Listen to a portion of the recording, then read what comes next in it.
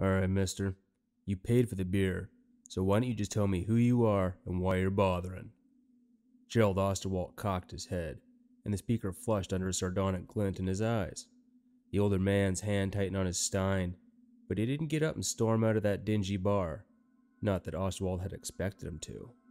Lee Chen Matichuk had once attained the rank of brigadier in the Concordiat's ground forces, and his present uniform was based upon the elegance of the Concordiat generals, but its braid was once frayed and its elbow had been darned. At that, his uniform was in better shape than his brigade's equipment. As down the hill mercenaries went, Matichuk's marauders would have taken some beating, and their commander hated the shabby picture he knew it presented. Made him sullen, irritable, and bitter, and that suited Osterwald just fine. Still, it wouldn't hurt just to make it plain from the outset who held the leash. You can call me Mr. Scully, Vernon Scully, and as to why I offered you a drink, why, it's because I've heard such good things about you, General Matichuk. In fact, I might have a little business proposition for you, but of course, if you're too busy. He let the sentence trail off, holding Matichuk's eyes derisively, and it was the mercenary who looked away. What sort of proposition? Oh, come now, General. Just what is it you and your people do for a living? Matichuk looked back up, and Osterwald smiled sweetly. Why, you kill people, don't you? Matichuk flushed once more, and Osterwald's smile grew even broader. Of course you do. And equally, of course, that's what I want you to do for me. As a matter of fact, I want you to kill a great many people for me. Who?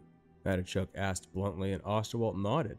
So much for the preliminaries, and thank goodness Matichuk, for all his seedy belligerence, saw no need to protest that his people were soldiers and not hired killers. No doubt many mercenaries were soldiers. The marauders weren't, not anymore at least. And knowing that they both knew that and would save so much time, on the other hand, it wouldn't do to tell Matichuk the target before the hook was firmly set. The right man just decided there'd be more profit and less risk in going to the authorities than taking the job. We'll get to that, Osterwald said calmly. First, though, perhaps we should discuss the equipment and capabilities of your organization.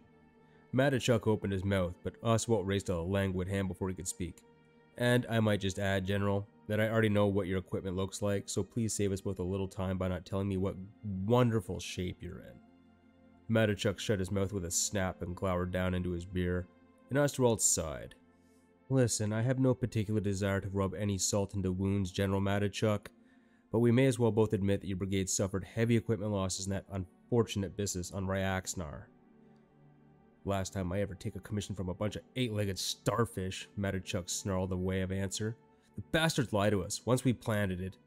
Once you planted it, they left brigade to soak up the casualties while they loaded the machine tools and assembly mechs they'd assured you they held clear title to, then departed, leaving you to explain to the Ryaxnari and a naval investigator why you launched an attack on an Accordiat ally's homeworld. Frankly, General, you're lucky you just didn't all end up in prison. It wasn't my fault. The little bastards said they owned it, even showed us the documentation on it. That fancy-ass Commodore didn't even care. Matichuk's teeth ground audibly, and Osterwald hid a smile. Oh yes, this was shaping up nicely. The Navy had kicked Matichuk's brigade off Ryaxnar in disgrace, and without allowing it to salvage any of its damaged equipment. Of course, if the General had bothered to research things at all, none of that would have happened to him, though Osterwald had no intention of pointing that out. After all, if he did, Matichuk might just check into this operation, which would be most unfortunate. But what mattered now was the man's sense of having not only been played for a fool, but betrayed by the Navy's investigation. He was at least as furious with the Concordiat as Mother's researchers had suggested, and in desperate need of a job. Any job, which might let him recoup a little of his losses. All in all, he looked very much like the perfect answer to the Santa Cruz problem, and Osterwald's reply to his outburst carried just the right degree of commiseration. I realize you've been treated very badly, General, and I sympathize. A man with your war record certainly had a right to expect at least some consideration from his own government. Be that as it may, at the moment, you have very little more than a single heavy-lift freighter and a pair of Fafnir-class assault ships. Matichuk snarled and half rose. Look, Scully, if all you wanted to do was tell me how lousy shape I'm in, then... No, General. I want to tell you how I can get you back into better shape. You see, I represent an association of businessmen who have a problem. One you can solve for them. and in return, they'd like to solve your problems. Solve my problems? How? To begin with, by completely re-equipping your ground echelon, General. We can provide you with the latest Concordia manned and medium AFVs, 1- and 2-man air cavalry ground attack stingers, and as many infantry assault vehicles as you want, and the latest generation of assault pods to upgrade your Fafners. Matichuk's jaw dropped in disbelief. That kind of equipment refit would make his Marauders the equal of a real Concordia mechanized brigade. But Osterwald wasn't done yet and leaned across the table toward him. We can even provide you with a pair of Golem 3s. Golems? Matichuk's nostrils flared and he looked quickly around the bar. If anything had been needing to tell him that Osterwald's association of businessmen had immense and almost certainly illegal resources, it was needed no longer. The Golem 3 was an export version of the Mark 24B Bolo. All psychotronics had been deleted, but the Golems were fitted with enough computer support to be operable by a 3-man crew, and they retained most of the Mark 24's offensive and defensive systems. Of course, they were also available, legally at least, to only specifically licensed Concordiat allies in good standing. Golems. We can get them for you, General. Like hell you can. Even if you could, the Navy'd fry my ass the instant they found out I had them. Not at all. We can arrange for you to purchase them quite legally from the Frignar Commonwealth. The Frignars, even if they had them, they'd never be able to keep them running.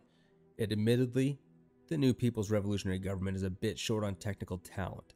On the other hand, the People's Council has finally realized its noble intention to go back to the soil won't work with a planetary population of 4 billion.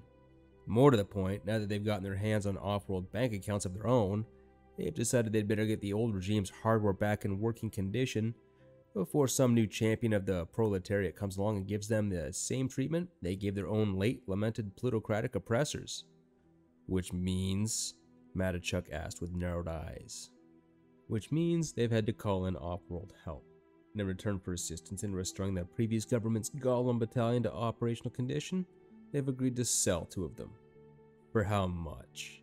That doesn't matter, General. We'll arrange the financing, and see to it your Golems are in excellent repair. Trust me, I can bury the transactions under so many cutouts and blind corporations, no one will ever be able to prove any connection between you and my associates.